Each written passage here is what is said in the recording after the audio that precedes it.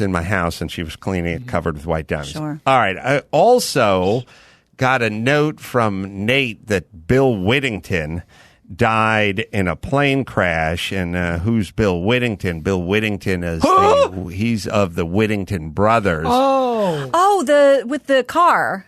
Yes, these guys were the craziest, fastest, hardest driving nut jobs ever. I mean, again, they show up at Le Mans in 1979. They've never driven at Le Mans. It's the biggest 24-hour race in the world. They are slated to drive with one professional driver who's driven the K3 Kramer 935 Porsche.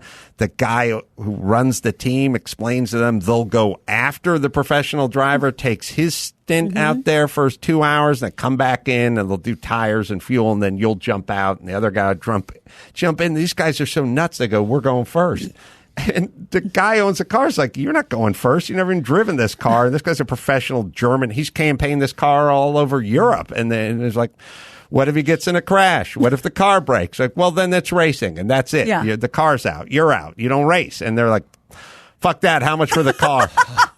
It's the craziest, ballsiest move ever. Right. And then the guy throws out a price that's nuts for back, 1979. It's like $250,000. Like, all right, Done. Go to the trailer, get a duffel bag of cash, throw it at the guy, and go, now we go first. That's F me money. Then they win the race outright. That's badass. Last production car, not GTP, not supercar, not prototype.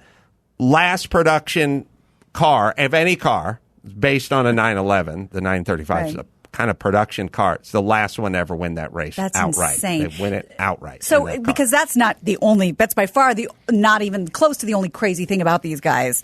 This wasn't the car with the extra juice. They had, later on, when they brought the car back here, they were trying to hide nitrous bottles in it and weld it into the floorboards and stuff and cheat. And they're just nuts. And they were doing things like, their car had no sponsorships because they were making money through nefarious ways and funding the racing. But racing is so cartel on the side. Racing is so car dash. So racing is so expensive that everyone immediately gets suspicious. Where's your sponsorship? Right. How can you afford this? So then they create a perfume company to then put on the side of their car, but the perfume company, they create a bunch of the suntan lotion and stuff like that doesn't actually exist, so they can make anyway. So then they end up going to prison. Then they get out. He dies day before yesterday in a plane crash. He was piloting it. He's the guy who, the story goes with, first off, a P-51 Mustang. Now, this isn't the plane he crashed. A P-51 Mustang is the hairiest plane from World War II. That's the plane that Tom Cruise owns. Okay. But it's one of the only trainers. Okay. Tom Cruise would never fly a P-50 Mustang solo. Sure. It's too insane.